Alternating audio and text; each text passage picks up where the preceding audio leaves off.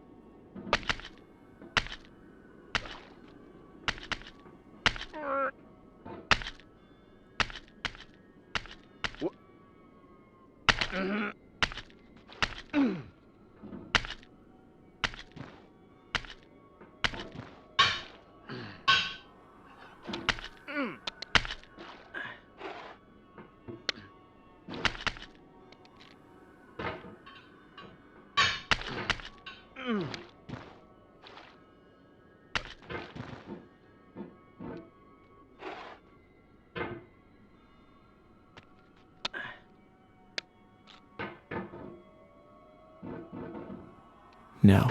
you've conquered the ice cliff, the platforms, the church, and the rectory, the living room and the factory, the playground, the construction site, the granite rocks, and the lakeside.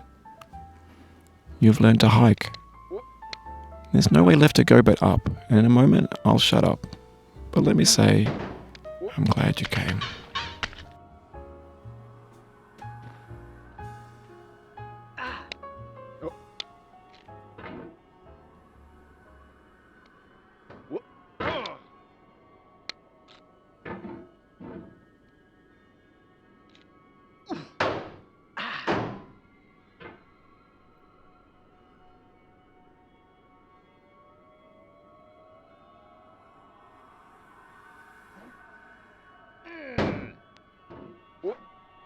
No.